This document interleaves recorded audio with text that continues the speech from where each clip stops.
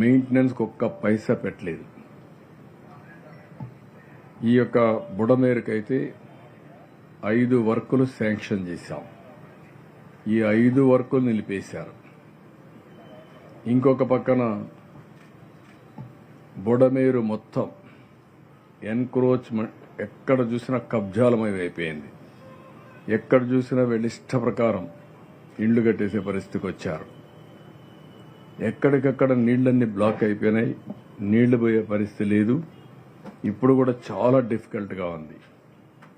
ఇంకొక పక్కన government of India ఇచ్చిన డబ్బులు, ఆ రోజు ఏదైతే స్టామ్ వాటర్ డ్రైన్ కోసం డబ్బులు ఇచ్చారు, 500 కోట్లు ఇచ్చారు.